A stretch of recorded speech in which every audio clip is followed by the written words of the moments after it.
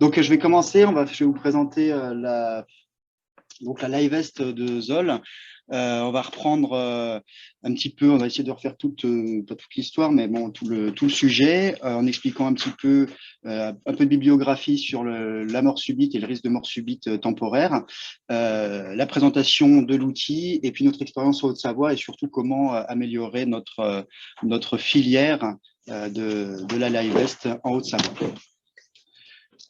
Alors voilà le plan que je viens de vous expliquer. Alors la mort subite en cardiologie, c'est un grand terme et les définitions, elles sont la définition de la mort subite. Vous voyez, il y a beaucoup de petites subtilités et c'est assez compliqué. En tout cas, c'est assez difficile finalement de savoir si une mort subite est cardiaque ou pas. Alors il y a des définitions. La mort soudaine. La mort subite, c'est une mort non traumatique chez un patient qui n'avait pas de symptômes au moins dans l'heure qui précédait la mort ou qui était en bonne santé dans les 24 heures qui précèdent la mort s'il n'y avait pas de témoin. La mort, la SCD ici, la mort subite cardiaque, donc c'est utilisé s'il y avait une cardiopathie connue, une cardiopathie congénitale, une cardiopathie acquise, ou si une autopsie a identifié la cause cardiaque, ou s'il n'y avait pas d'autre cause cardiaque au décès. Et puis, voilà pour les grandes définitions, vous voyez, les choses sont assez précises. Alors, de quoi meurent les patients cardiaques, ou en tout cas, quelles sont les causes de mort subite cardiaque. Donc, vous voyez que c'est complètement prédominé par les coronaropathies. 3/4 des morts subites cardiaques sont d'origine coronarienne. Et ensuite, il y a les cardiopathies plus globales, donc les cardiopathies dilatées, hypertrophiées. Et après, pour 2 à 5%, vous avez les cardiopathies rythmiques, héréditaires, les QT, les Brugada, etc. Alors, rappel épidémiologique de la mort subite cardiaque. Donc, le risque, il est d'environ 7 patients pour 100 000 personnes années, donc supérieur pour les hommes que pour les femmes. Vous voyez, 5 fois plus de morts subites chez les hommes que chez les femmes. Ça augmente avec l'âge par l'augmentation de la prévalence des coronaropathies. Pour les jeunes, selon les études, c'est plus faible, autour de 0,5 à 3,5 événements par 100 000 personnes années. Ça correspond en Europe jusqu'à 9 000 morts par an. L'étiologie, elle est différente selon l'âge. Chez les jeunes, c'est plus souvent les canalopathies, les cardiopathies, les myocardites. Et chez les patients âgés, on s'en doute, tout ce qui est cardiopathie, en premier, coronaropathie et valvulaire. 50% des morts subites surviennent sur cœur sain, et c'est le grand défi de la cardiologie du futur, c'est de comprendre pourquoi ces morts subites sur cœur sain. 40% la réduction des morts subites, elle est la directe conséquence de la réduction des coronaropathies et des maladies cardiaques, donc toutes les évolutions et l'amélioration des traitements dans les maladies. Quand on a un parent qui a fait une mort subite, on a 2 fois plus de risques nous-mêmes de faire une mort subite. Et si on a 2 parents qui ont fait une mort subite, on a 9 fois plus de chances de faire une mort subite. Donc, il y a des prédispositions génétiques. Et puis, bien sûr, les causes électriques de mort subite cardiaque sont les tachycardies ventriculaires, les fibrillations, les bradyarrhythmies, la systolie, la dissociation électromécanique. Voilà, la systolie et les fibrillations. Alors ça, c'est une diapo qui est assez connue. Vous avez ici donc les différentes populations. Donc la population générale, les patients à haut risque, les patients qui ont déjà fait un événement coronarien, les dysfonctions ventriculaires, etc. Donc vous avez différentes populations. Et à gauche, vous avez l'incidence par an, et puis le taux d'incidence par an, et à droite, le nombre d'événements aux États-Unis en termes de mort subite. Et vous voyez que finalement, en population générale, c'est là où le taux d'incidence, le risque de faire une mort subite par an est le plus faible, mais ça correspond en chiffres à la majeure partie finalement des morts subites. Donc en fait, en nombre, le plus grand nombre de morts subites survient en fait en population générale. Donc c'est des patients c'est des gens qui ne sont même pas des patients, donc bien difficile à les dépister. Et voilà. Et si je vous montre ici pour la LiveVest, en gros, en bleu clair, je vous mets à peu près les patients qui seraient potentiellement éligibles à une LiveVest à un moment donné de leur histoire. Donc, en gros, les patients qui ont déjà fait un événement coronarien, qui auraient une dysfonction ventriculaire gauche, donc ça ne correspond pas à beaucoup. Donc, ça, c'est moi qui estime un peu en vous montrant que la LiveVest, ça reste une niche dans toute la population des patients cardiaques à risque. Donc ça, c'est les risques de mort subite et il faut un peu distinguer le risque temporaire de mort subite, c'est-à-dire l'exemple principal, c'est le post-infarctus, la fraction d'éjection ABC. Vous savez qu'il y a un risque de mort subite après un infarctus et qu'il est d'autant plus important que la fraction d'éjection est basse. Il serait de 5 à 7% dans les 3 mois qui suivent l'infarctus à dysfonction ventriculaire, ce n'est pas noté ici. Donc, selon les différentes études, l'étude Valiant et l'étude Vest, dont je vais expliquer après, Le risque de mort subite, il est plus important dans les premiers mois et il diminue à distance, il est divisé par 4 à 6 mois. Et là, vous avez donc l'extrait de l'étude Valiant. En jaune, les patients qui ont fait un infarctus avec dysfonction ventriculaire inférieure à 30%, en rouge, entre 30 et 40%, et en bleu, supérieur à 40%. Donc, vous voyez que le risque immédiat, il est très important au début. Vous regardez les 2-3 premiers mois après l'infarctus, il est assez important, et puis il diminue fortement avec le temps. Ce qu'on peut voir aussi, c'est que les patients intermédiaires, là, les dysfonctions entre 30 et 40 et même plus de 40%, bah, le risque de mort subite, il n'est pas nul. Donc, même si on évalue le risque de mort subite juste par la fonction ventriculaire gauche, eh bien, ces patients-là, ils sortent un peu des radars. Et là, c'est le risque spontané de mort subite après un infarctus revascularisé, où on voit que c'est vraiment important dans les premiers mois et ça diminue avec le temps. Donc, malgré ça, donc seulement 20 à 50% des morts subites cardiaques après infarctus seraient présumées rythmiques. C'était une partie autopsique d'une étude Valiante. Et finalement, après autopsie, il y a une bonne partie des morts qui sont soit non cardiaques, soit non rythmiques, comme des morts mécaniques, par exemple. Alors, malgré ce risque important de mort subite en phase aiguë d'un infarctus, on a essayé de mettre des défibrillateurs en phase précoce, mais en fait, c'est donc les études Dynamite et Iris qui n'ont pas fonctionné, qui étaient négatives parce que justement, mortalité non rythmique, donc mortalité mécanique ou sur insuffisance cardiaque, c'était l'époque où on faisait des tests de défibrillation dans les études, donc ce qui était délétère.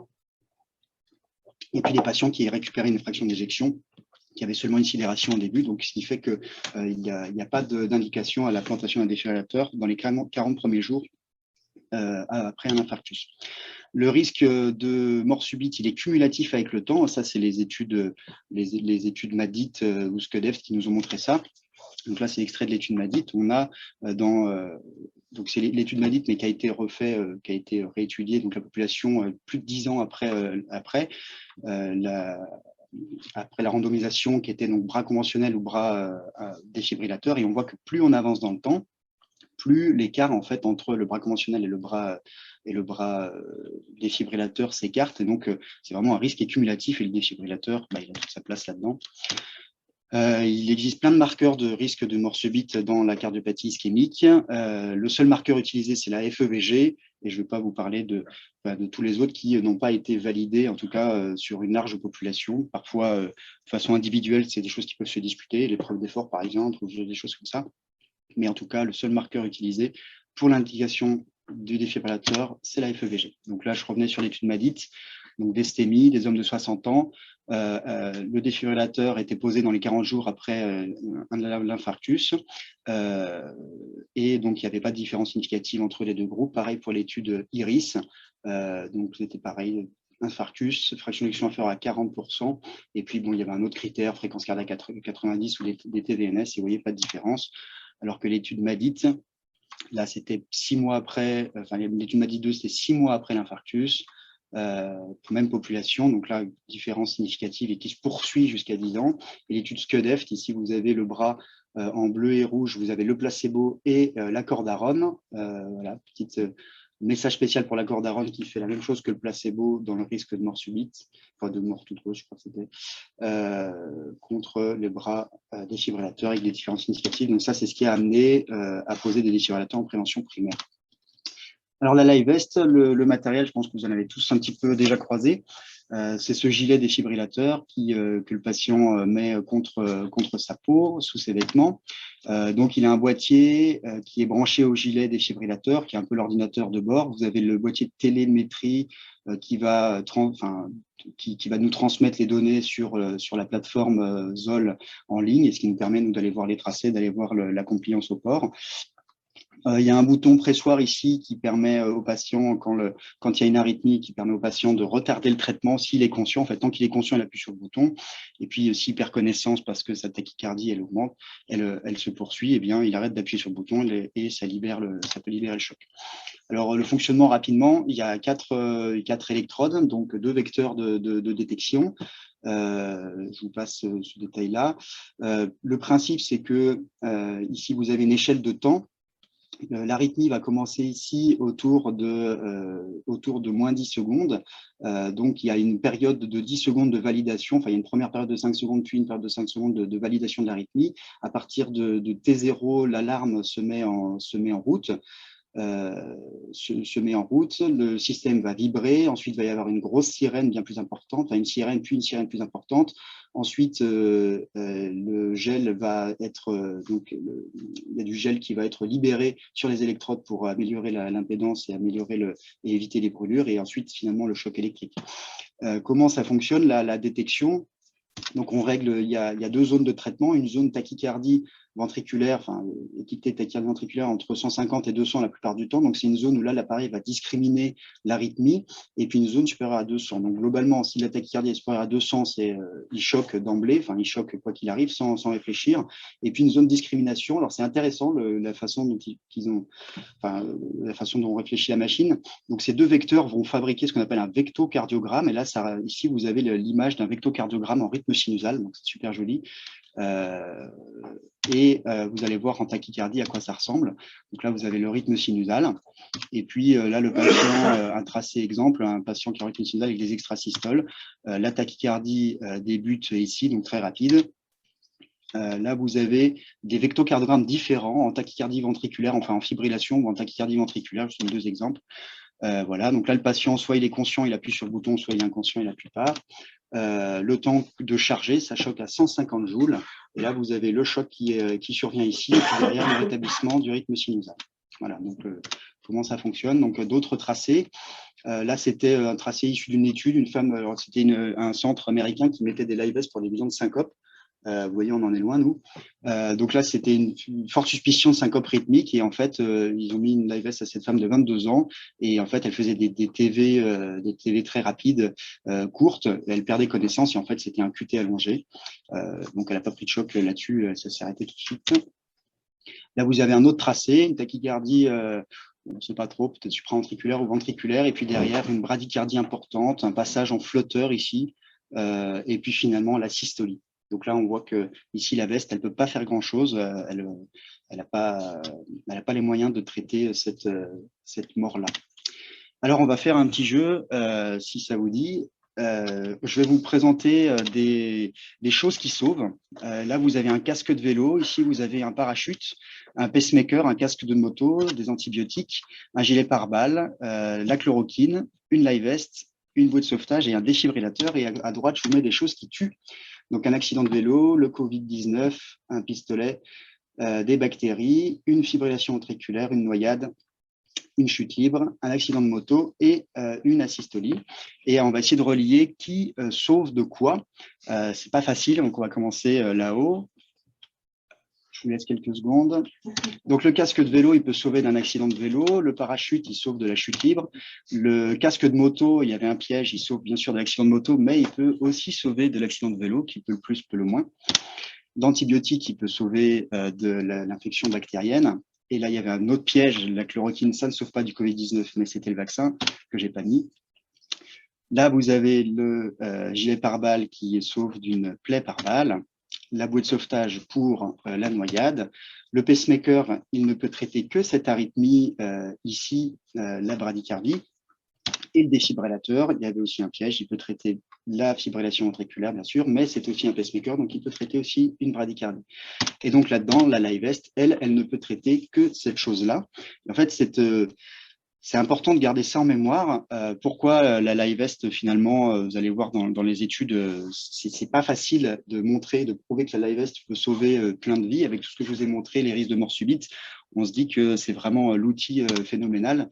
Mais finalement, c'est pas si facile. Pour que la live vest sauve une vie, il faut que beaucoup de planètes soient alignées.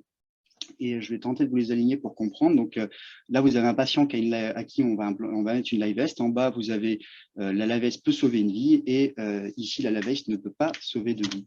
Donc pour que la live vest sauve la vie de ce patient, il faut qu'il fasse une mort cardiaque parce que s'il fait une mort non cardiaque, eh bien, il ne le sauvera pas comme les morts cérébrales, le sepsis, les accidents, etc. Il faut que la mort cardiaque, elle soit rythmique, c'est-à-dire exit les morts par rupture mécanique, par dissociation, insuffisance cardiaque. Il faut que le patient porte la veste lors de sa mort rythmique. S'il ne porte pas la veste, eh bien, la veste ne peut pas le sauver. Il faut que la mort rythmique soit une fibrillation ventriculaire ou une tachycardie ventriculaire. Exit les bradycardies et les asystoliques, comme je vous ai montré tout à l'heure. Il faut que la détection de la tachycardie soit efficace, parce que si le live vest sous-détecte à ce moment-là, il ne verra pas. Il faut que la défibrillation soit efficace. Si ça ne défibrille pas ou si l'arythmie récidive, le patient ne sera pas sauvé. Et enfin, la live vest pourra sauver cette vie si vraiment toutes ces petites planètes sont alignées. Si on part de 1000 patients, ça c'est pour vous donner un ordre d'idée en fonction des études que je vous ai présentées avant et puis l'étude VEST après. C'est un ordre d'idée, c'est pas tout à fait vrai. Enfin, c'est juste des calculs comme ça. On part de 1000 patients qui ont une VEST. La mortalité est de 5%, c'est l'étude Valiant. Donc ça fait 200 patients qui vont faire une mort, qui vont faire une mort cardiaque. La mort rythmique, elle serait de 20 à 50%, ce qui correspond déjà à 70 patients. Le port de la veste est de 25%. Donc ça, c'était dans l'étude VEST, je vous montrerai tout à l'heure, mais il y avait que 25% des gens qui sont décédés qui portaient la veste au moment du décès. Donc, ça fait beaucoup, ça fait plus que 17 patients.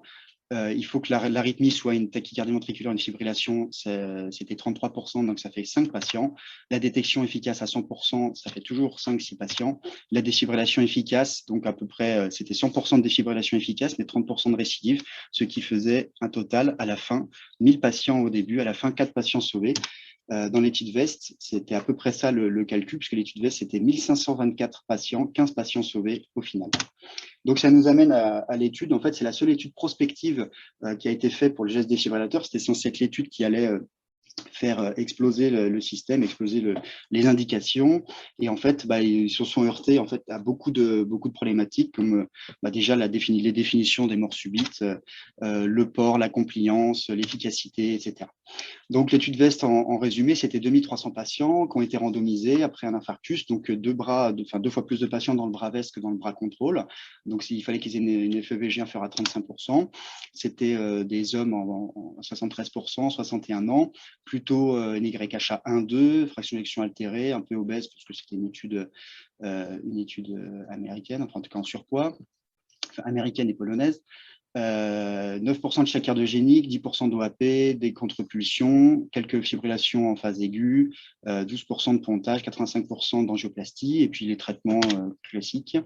Alors déjà, première problématique, il y a eu 2,5% de crossover, donc des patients qui devaient avoir la veste qui ne l'ont pas eu ou inversement, et puis 5% de patients qui ont eu un défibrillateur avant, enfin en tout cas après la randomisation, avant la fin de la veste, en tout cas avant la fin de l'étude. Donc déjà, ça fait beaucoup de patients. Pour une étude randomisée, ça fait beaucoup de patients qui sortent, en tout cas, qui vont peut-être fausser un peu les choses.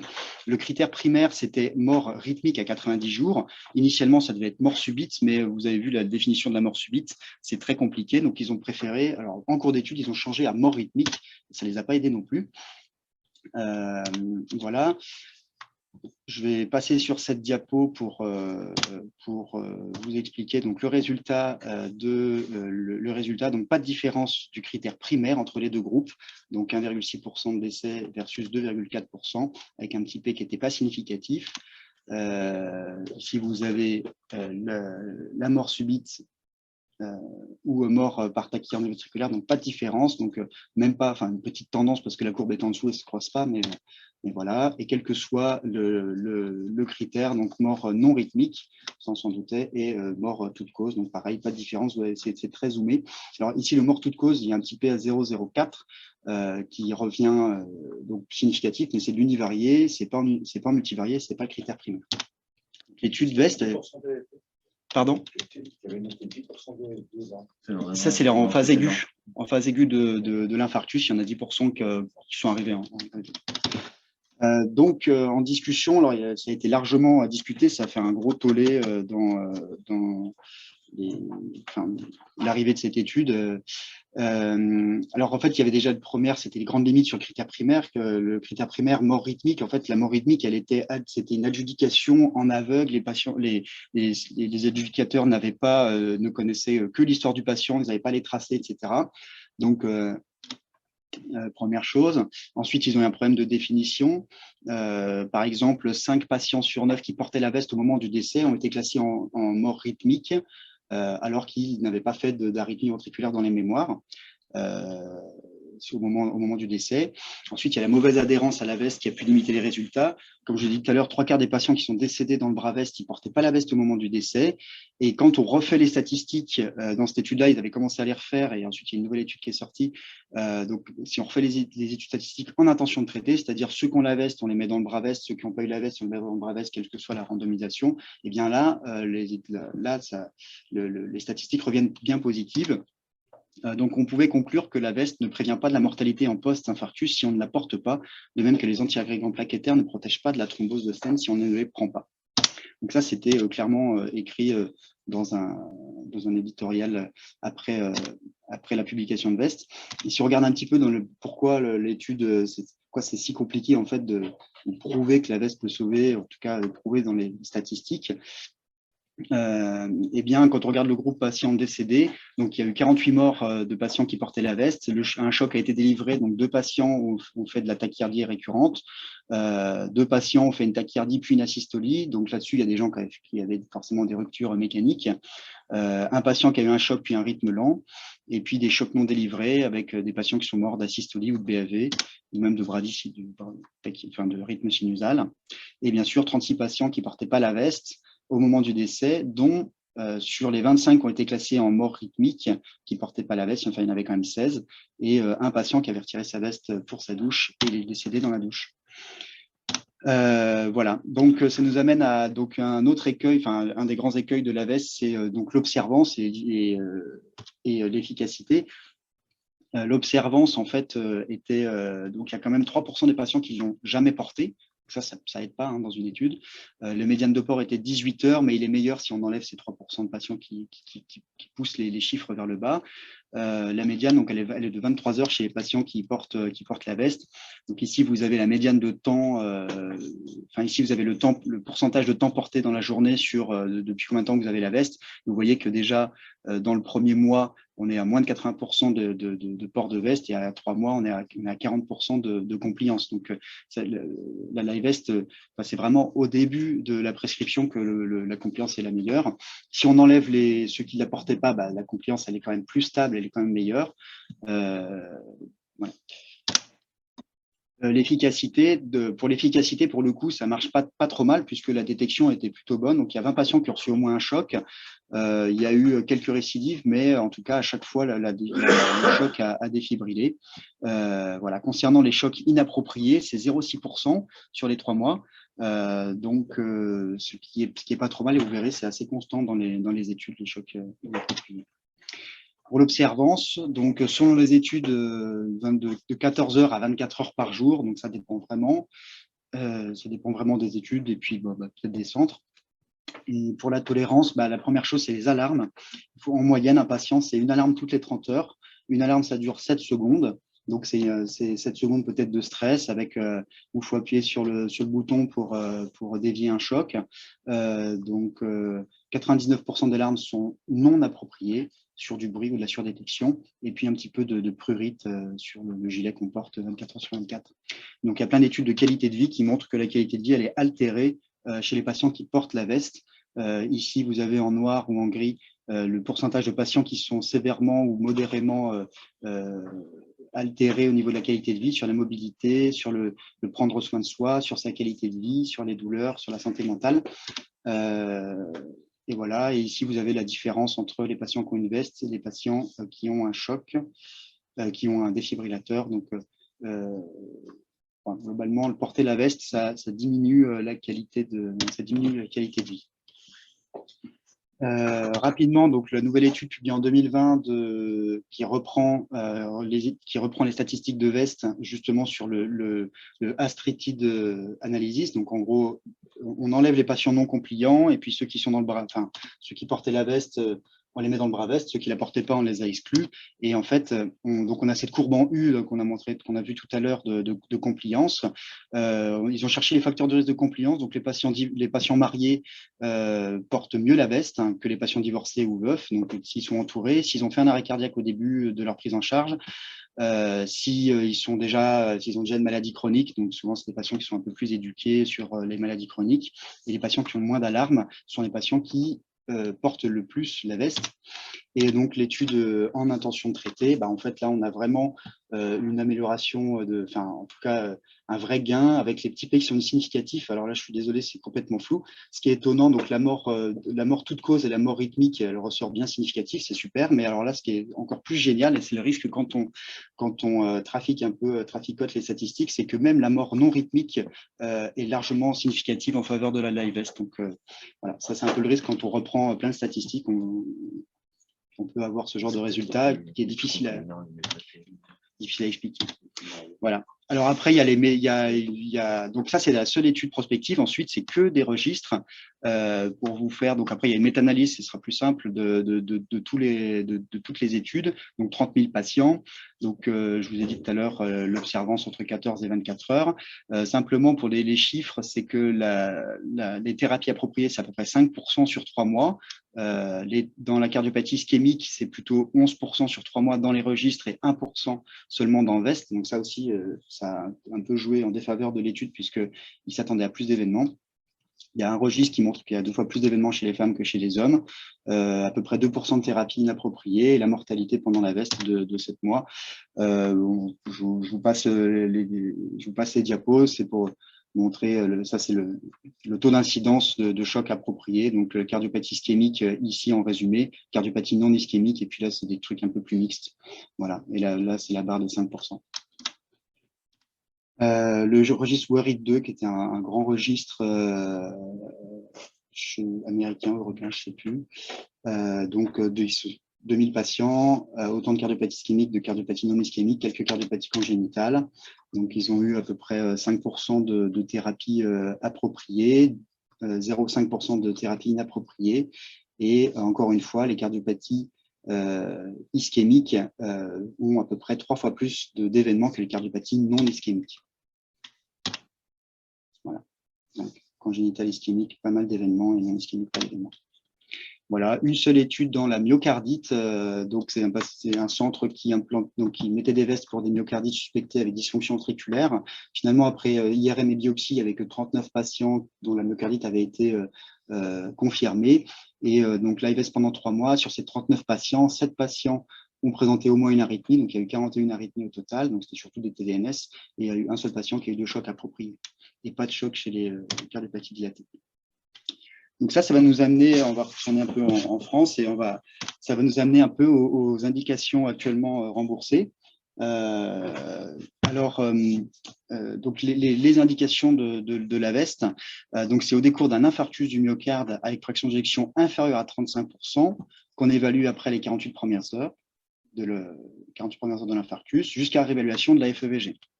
Et la discussion d'un défibrillateur automatique implantable. Ce que je ne comprends pas, c'est la fin de la phrase au terme du 1er et du 3e mois, alors que là, l'indication classiquement, c'est 1 mois. Je pense qu'on se laisse du temps, parce que si on réévalue et qu'il faut mettre un défibrillateur, on refait l'ordonnance on poursuit la VEST jusqu'à l'implantation. Ensuite, c'est les patients après revascularisation myocardique si la fraction d'éjection est inférieure à 35%. Donc, ce qui est bien, c'est que c'est tout le temps les mêmes fractions d'éjection et jusqu'à réévaluation. Donc là, c'est plutôt au bout de 3 mois, mais on doit réévaluer quand même la FEVG au bout du 1er mois.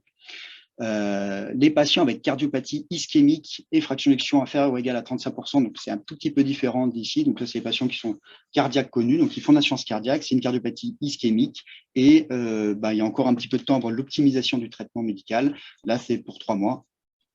Jusqu'à ce qu'on décide ou pas de mettre le défibrillateur, et des indications qui sont beaucoup plus anecdotiques chez nous. Donc, c'est après explantation d'un défibrillateur pour infection jusqu'à réimplantation, et puis en attente de transplantation cardiaque Voilà. Donc ça, c'est les seules indications qui sont remboursées. Je ne sais pas si vous avez remarqué, mais globalement, dans les indications classiques, il faut qu'il y ait les artères coronaires. S'il n'y a pas de coronaropathie, il n'y a pas de LiveS. Donc, exit les CMD, les myocardites, etc. Les contre-indications, je ne reviens pas dessus, simplement, les patients qui ne parlent pas ou qui écrivent pas, enfin, qui ne parlent pas français, c'est une contre-indication et donc c'est un peu c'est hors indication. Donc voilà, bien faire attention à ça. On a déjà eu des soucis, clairement, ça ne marche pas. Voilà, juste pour vous montrer que c'est pas gratuit la LiveS, c'est 3 200 € par mois. Donc ça, c'est le forfait qui est facturé par Zoll à la Sécu, par patient, par mois, la veste. Donc en gros, 3 mois de veste, ça correspond au prix d'un défibrillateur. Donc les indications qui ont été demandées mais qui n'ont pas été retenues, c'est dans la cardiopathie non ischémique avec fraction d'éjection altérée en attente de défibrillateur et dans la cardiopathie congénitale avec dysfonction ventriculaire aussi. Donc ça n'a pas été retenu, ça a été refusé par la HAS là, en septembre 2019. Voilà, les recommandations, donc on cite la veste, le YCD, c'est Wearable Cardioverter Défibrillateur. Donc en 2015, c'est les recos de la mort subite. Donc vous voyez un peu le niveau de recommandation, c'est 2B-C, parce que là, il n'y avait que des registres. Voilà, dans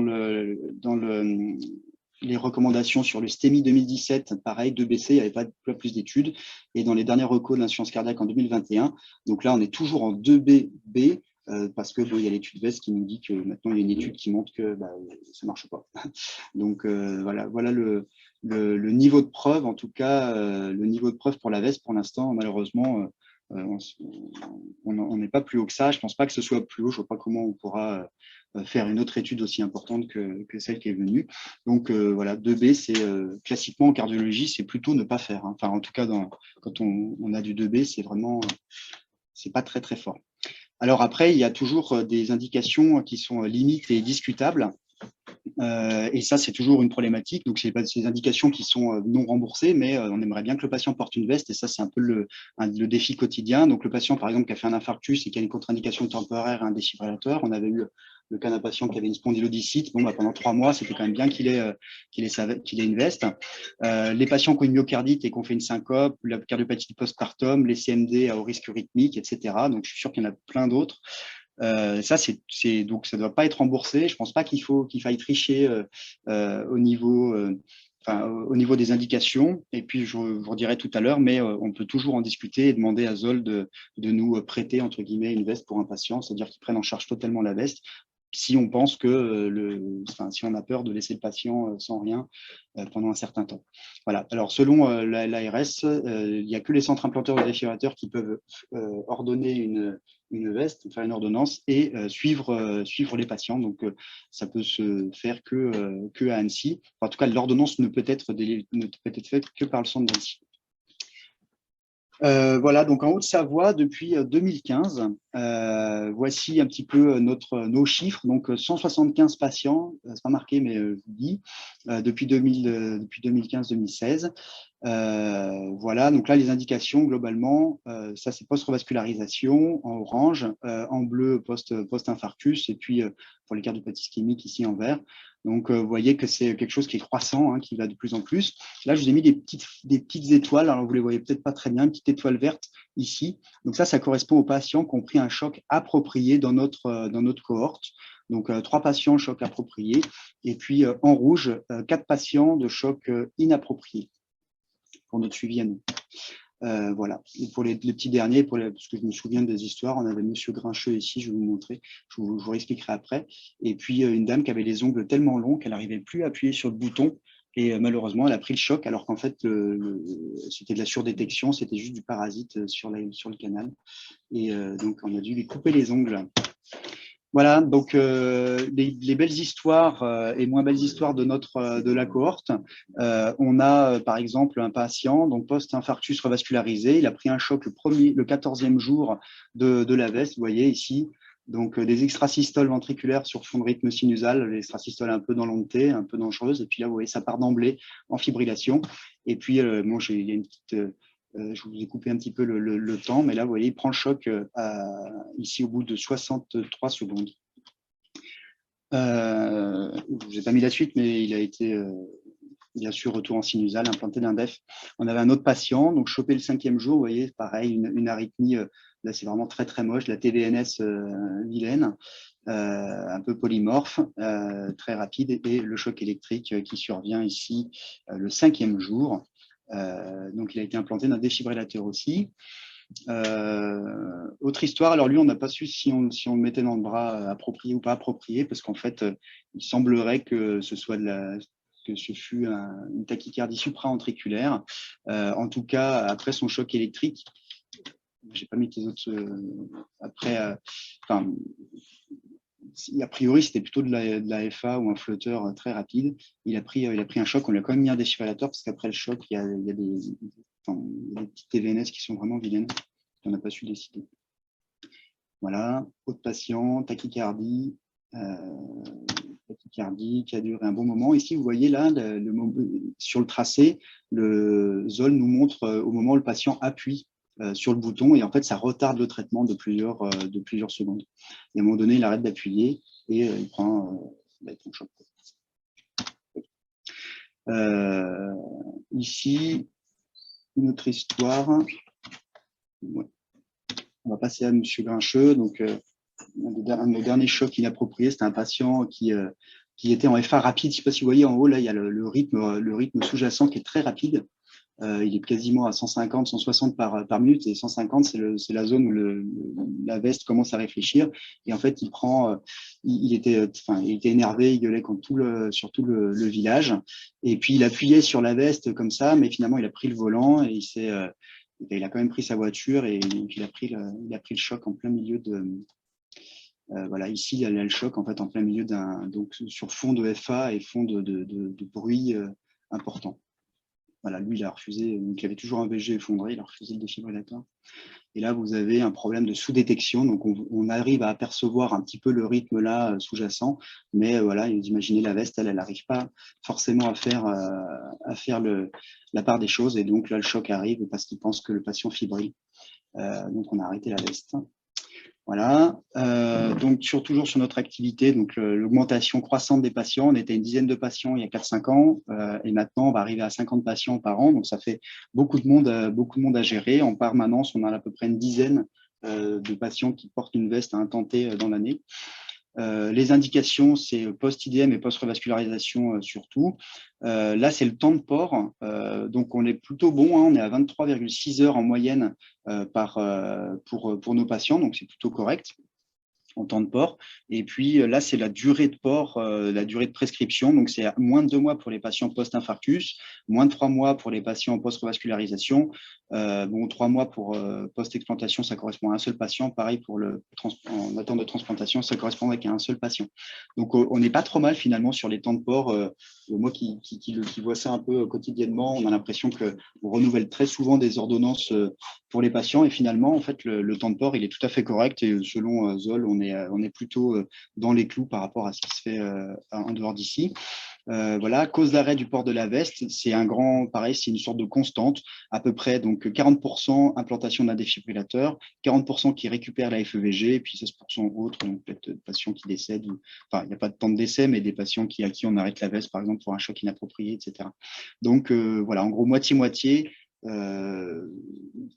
Pris comme ça, on pourrait dire que la veste, elle est efficace finalement aussi dans ces 40% de patients, puisque dans 40% du temps, le patient a été protégé le temps qu'on prenne une décision et il n'a pas eu de défibrillateur. Par contre, dans 40% du temps, il a eu, là, ici, implantation et ici, récupération. Alors, la live vest en télécardiologie, j'espère qu'il me reste quelques minutes. Au champ, j'ai bientôt fini. On a 2 infirmières qui correspondent à un équivalent temps plein dans le centre, qui s'appellent Véronique et Sophie, qui sont superbes, elles sont hyper efficaces. Elles voient des choses sur les tracés, elles sont vraiment très très bien formées et elles font toute la télécardiologie. Donc il y a une tête par jour qui fait la télécardiologie. Elles font les défibrillateurs, les pacemakers, les reveals, les montres et les live vests.